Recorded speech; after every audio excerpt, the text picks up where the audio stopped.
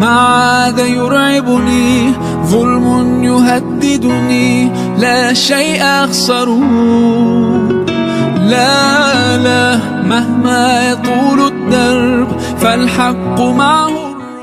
نحمده ونصلي على رسوله الكريم أما بعد فأعوذ بالله من الشيطان الرجيم بسم الله الرحمن الرحيم إن في خلق السماوات والأرض واختلاف الليل والنهار لآيات لأولي الألباب.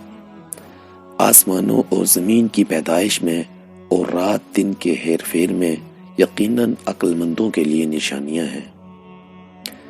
السلام علیکم ورحمۃ اللہ وبرکاتہ۔ میرے عزیز دوستو، بزرگوں، بھائیوں اور بہنوں، اللہ تبارک و تعالی کا کرم و احسان ہوا کہ اس نے آج دوبارہ پھر سے مجھے آپ حضرات تک کچھ حق بات کہنے کی توفیق عطا فرمائی۔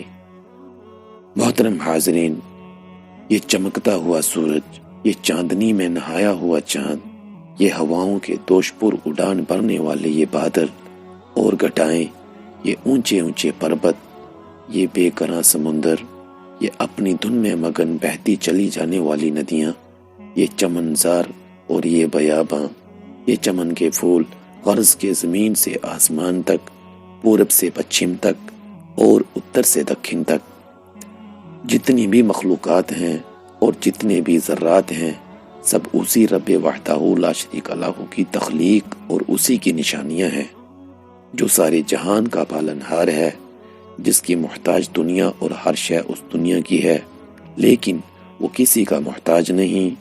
دنیا کی ہر شے جس کی نیاز مند ہے، لیکن وہ کسی کا نیاز مند نہیں۔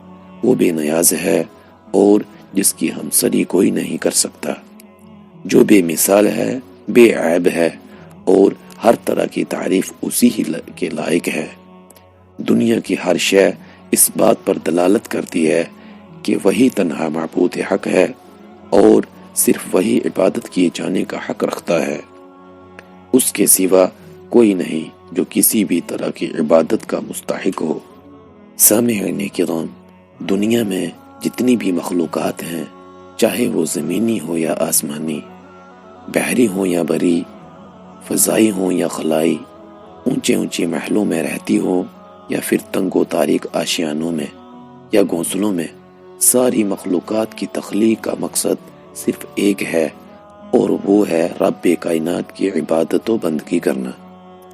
اور یہ سچ ہے کہ کائنات کی جاندار اور بے جان تمام چیزیں اور مخلوقات رات دن رب کائنات کی تسبیح میں مگن اور مشغول رہتی ہیں۔ یہ اور بات ہے کہ ہم اور آپ سمجھیں یا نہ سمجھیں، اس بات کی گواہی اسی ذات بے عیب نے دی ہے جس نے ان تمام مخلوقات کو پیدا کیا ہے۔ قرآن میں اللہ تبارک و تعالی فرماتے ہیں،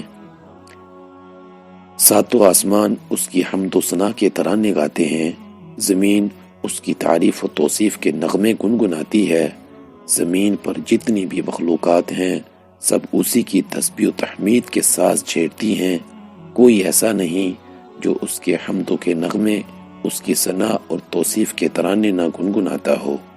اور بات یہ ہے کہ تمہیں ان کی تسبیح کی زبان، ان کی تحمید کا اندازہ جداگانہ سمجھ میں نہ آتا ہو۔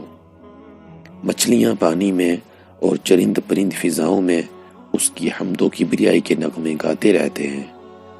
میرے بھائیوں، اگر آپ سے پوچھا جائے کہ یہ حیرت انگیز کارخانہ عالم اور اس میں پھیلی ہوئی بے شمار مخلوقات خود بخود وجود میں آ گئی ہیں، تو آپ کہیں گے ہرگز نہیں، کبھی نہیں۔ دنیا کی کوئی چیز اپنے آپ پیدا نہیں ہو سکتی، ہر چیز کا کوئی نہ کوئی خالق و مالک ضرور ہے، اور جب یہ قانون دنیا کی ہر چھوٹی اور بڑی چیز پر لاگو ہوتا ہے تو اتنی عظیم الشان دنیا بغیر خالق کے کیسے وجود میں آ سکتی ہے؟ آئیے ہم سب رب کائنات کے حضور میں شکر و حمد کے ترانے گائیں، جس نے ہمیں اور آپ کو بلکہ ساری دنیا اور دنیا کی ساری چیزوں کو نہ صرف پیدا کیا بلکہ ان سب کو ایک الہی نظام کے تابع بنایا تاکہ ہر چیز اس دنیا کی اپنا اپنا کام کرے۔ اللہ تعالی ہم سب کو عمل کی توفیق عطا فرمائے، آمین۔ والحمد للہ رب العالمین۔ عزیزان کرام، آخر میں آپ سب سے گزارش کرتا ہوں، اگر آپ پہلی بار ہمارے چینل پر آئے ہیں تو چینل کو سبسکرائب ضرور کرنا، کیونکہ یہاں پر آپ کو انشاءاللہ بہت کچھ سیکھنے کو ملتا رہے گا جو کہ ہم سب کی ضرورت ہے۔ ناظرین، باطل پر محنت ہوتے ہوتے آج دین ہماری زندگیوں سے یا تو مٹ چکا ہے یا بہت دھندلا پڑ چکا ہے، اور ایسا ہونا ہم سب کے لیے بہت بڑا خسارہ ہے۔ محترم سامعین، دین سیکھنے کے لیے آپ کے پاس جو بھی کوئی پلیٹ فارم ہے آپ سیکھیں، کیونکہ جب تک ہمارے پاس علم نہیں ہوگا تو عمل کیسے نصیب ہوگا؟ عمل کے لیے ہمارے پاس علم کا ہونا شرط ہے۔ آپ لوگ جس بھی مسلک سے تعلق رکھتے ہیں آپ سیکھیں، مگر حق اور باطل کی پہچان کرتے ہوئے سیکھیں۔ آج ہر کوئی موبائل فون استعمال تو کرتا ہی ہے، اگر ہم اپنے موبائل کا یوز صحیح سے کریں گے تو ہم کو یہاں پر بھی بہت کچھ سیکھنے کو ملتا رہتا ہے۔ سیکھنا اور سکھانا ایمان والوں کو نفع دیتا ہے۔ اللہ تبارک و تعالی ہم سب کو علم و عمل اور ہدایت نصیب فرمائے، آمین۔